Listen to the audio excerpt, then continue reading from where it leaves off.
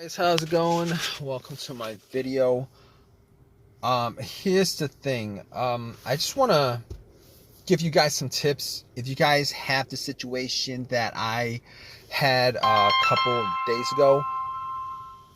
So basically, um, what happened was I was at a McDonald's. I went to get something to eat, parked my car, got out, was there for maybe like 15 minutes, got back in, and it would crank. My car would crank and crank and crank, but it would not turn over. It would not turn over. It would just crank and crank and crank and would not turn over. So, I haven't had that issue with this car at all. I mean, there was maybe like 7 months ago, I had an issue where it wouldn't start, and it turned out to be the battery, but it didn't crank. It turned out to be a dead battery. But really never had an issue where this car would crank and crank and crank, but it wouldn't turn over.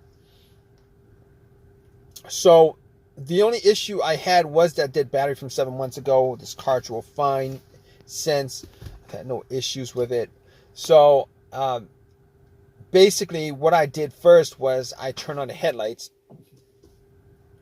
and just to see where the battery was, what level, how much charge is in the battery. If it was dim, I knew that it was the battery that was the issue, but the lights were bright. Headlights were bright. So basically, I didn't think it was the battery to begin with, but and the reason why it wasn't just because of the headlights, it was because of how strong the cranks were. All right, it wasn't like it was a slow crank. It wasn't like it was a soft crank. It wasn't like it was trying to crank. It was a very, very strong crank each and every time it cranked. Regardless, I opened up the hood and pretty much checked around the battery, because I thought, I was hoping that it would be something as simple as that. I didn't really want it to be anything bigger than that. Obviously, most people in this situation, if they were in this situation, they'd wish for the easiest fix. So I was looking at the battery, I was looking at the terminals, and you know what? I don't think I actually cleaned up the terminals last time when I changed up the battery 7 months ago. I was looking at the terminals. They looked kind of corroded. There was some rust on it, kind of corroded. There was some white, bluish stuff on there. So I pretty much, had a couple of fries, and then I took out my Coke, which I drank half a cup of, and I poured the rest onto the terminals, and had it fizz up, oxidized, a lot of the corrosion. So I pretty much took some paper towel and wiped it. But here's the thing, I was actually able to wiggle both the terminals off. They were tight, but not so tight that I couldn't move it. But I was able to move it, wiggle it, and once I took it off, pretty much wiped it and popped it back on. And I was hoping that was going to be the fix for it. But unfortunately, when I got back and tried to start it, it would crank and it wouldn't start. Now, I didn't give up, thinking that it might have been a battery for whatever reason. But however, I did have a booster pack, and for whatever reason, I decided to put the booster pack on the terminals and then try to start it. Did the same thing. So at that point, I 100% knew that it probably wasn't a power issue, it probably wasn't a battery issue. So at that point, I ruled out the battery. I ruled out the terminals being corroded. Ruled that out. I actually did check the negative line. If you guys don't know what the negative line is the ground line, the ground wire. All right. Normally, the negative terminal wire that goes to the negative of your battery actually connects to the frame of the car. I actually did check to make sure that it was connected. Sometimes, for whatever reason, the cables might be frayed and break off. They break off sometimes, but I made sure that it was connected to the frame. It was good. Sometimes sometimes a crank no start situation could be caused by that, but normally something like that would also cause a very, very slow, weak crank, which is not the situation I had. But obviously in that situation, I was able to eliminate the ground wire, also eliminate the alternator being the issue. And I really didn't consider the alternator being the issue to begin with, but just to be 100% sure, putting the booster pack on, I was able to eliminate the alternator, being that if the alternator was for whatever reason dying or weak or charged up the battery to just a little amount, me putting a booster pack on, and it would have started the car if it was the alternator that was the issue. However, I didn't think that's not one of the things that came up as far as me trying to figure out how to a way to solve the issue with this car. Not cranking but not starting. But okay, here's the thing about it. So I can eliminate all those things. Now, other things that could be causing it: mass airflow sensor, the crankshaft, the camshaft, position sensor, throttle position sensor. I pretty much was able to rule out all those things, seeing as how I actually remembered that there was no check engine light on my dash. I haven't had a check engine light for a long while. I did have a mass airflow sensor issue maybe like 6 months ago that caused the check engine light to come on, but no starting issues, no driving issues as far as I could tell.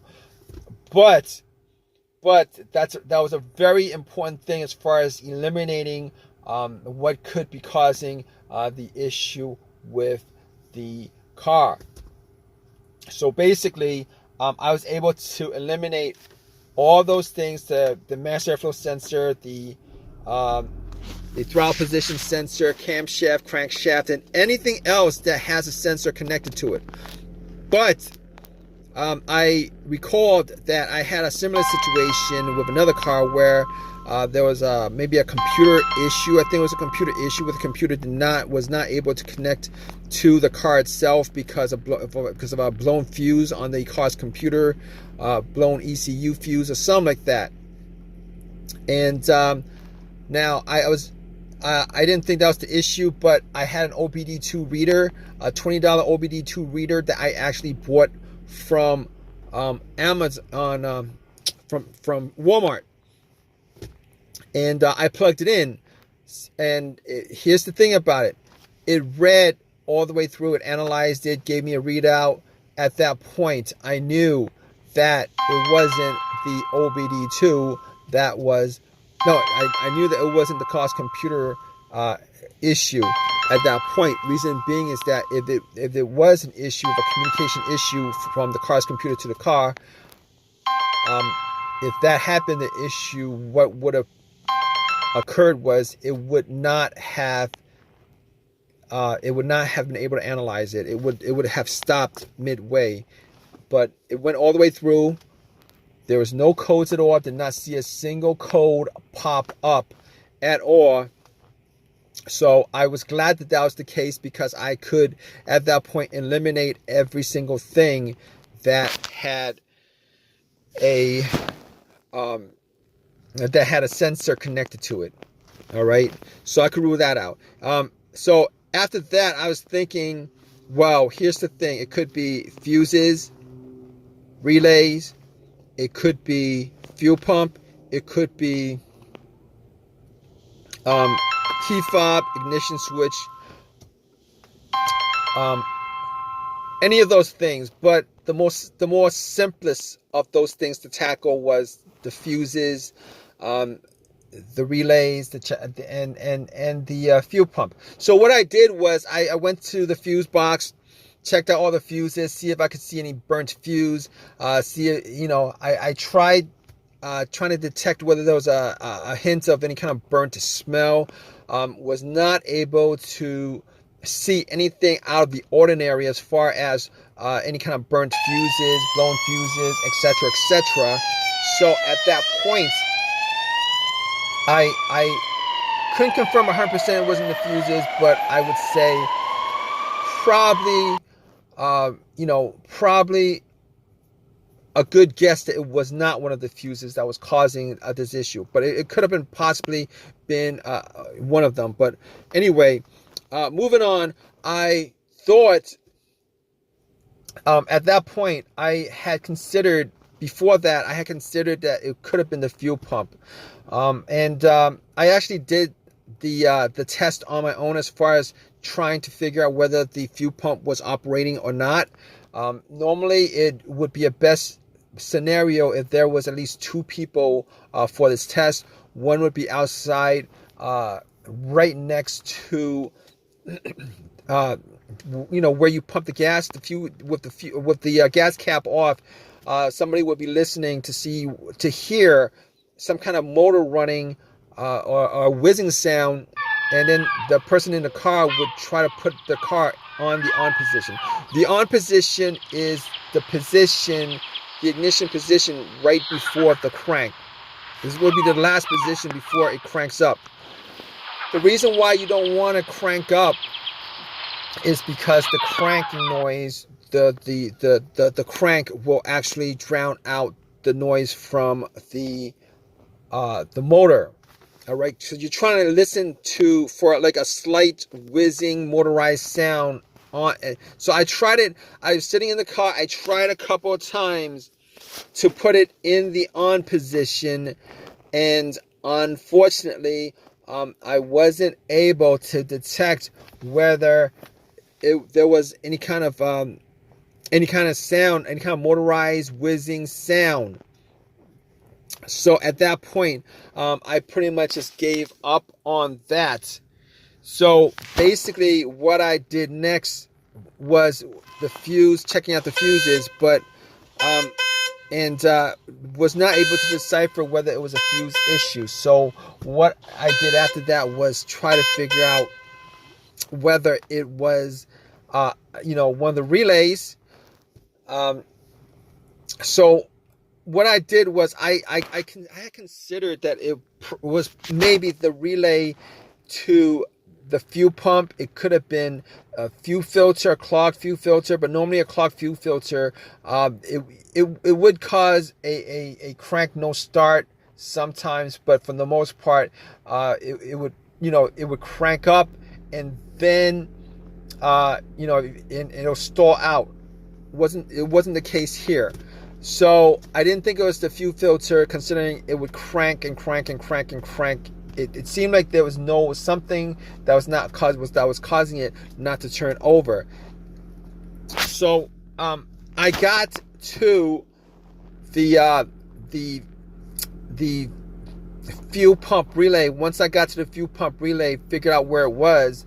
I couldn't detect whether there was a malfunction with the relay. So what I did was I took out another relay. That was, the same, had the same markings as far as, the numbers on there and stuff like that. And I kind of swapped it out.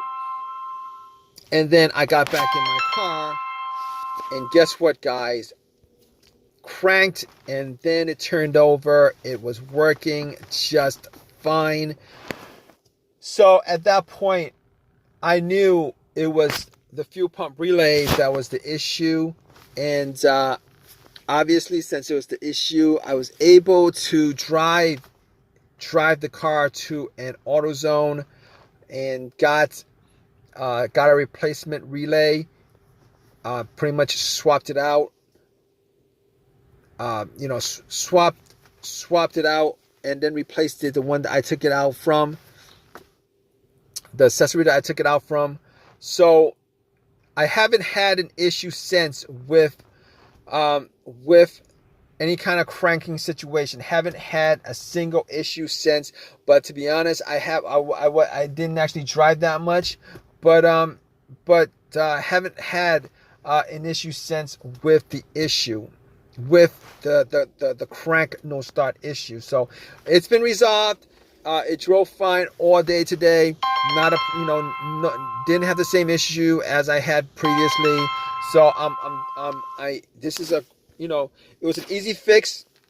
I'm glad it was an easy fix. If you guys are in this situation, you guys are looking for to troubleshoot your crank but no start situation, if you guys go down the list of what I went through as far as eliminating each and every one of those things, 90% of your situation could probably be,